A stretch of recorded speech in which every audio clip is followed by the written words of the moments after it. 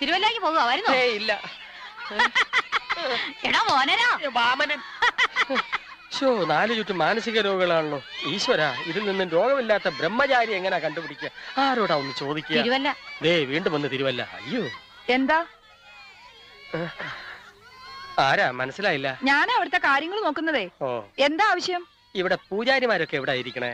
എല്ലാവരും അകത്തുണ്ടല്ലോ. എന്തിനാ? ബ്രഹ്മചാരി പൂജാരി ഒന്ന് കാണണമായിരുന്നു. അതിനെന്താ, കാണാലോ, വരൂ. കുട്ടി ഇവിടുത്തെ ആരാണെന്ന് വ്യക്തമായിട്ട് പറഞ്ഞില്ല. ഇവിടെ തലയ്ക്ക് സ്ഥിരമുള്ളത് ഞാൻ മാത്രമേ ഉള്ളൂ. ഭാഗ്യം. അതുകൊണ്ട് എന്റെ തലയിലാ ഭാരം മുഴുവൻ. ആ തലയ്ക്ക് പുണ്യം കിട്ടും. അമ്പലത്തിന് പുറകോശായല്ലോ. അവിടെയാണോ ബ്രഹ്മചാരി ഇരിക്കണേ? ചേട്ടന് എത്ര ബ്രഹ്മചാരിയെ വേണം? ഒരാള് മതി, പക്ഷെ മിടുമിടുക്കനായിരിക്കണം. എന്നാ ചേട്ടൻ ഇവിടെ ഇരുന്നു, ഞാൻ പോയി ഇപ്പൊ വിളിച്ചോണ്ട് വരാം. ഇരിക്കേട്ടാ. തറവാട്ടി പറഞ്ഞ കുട്ടി. ബ്രഹ്മചാരി വേണല്ലേ? ഒന്നിന് പോലെ 4 തരാം. 1 2 3 4.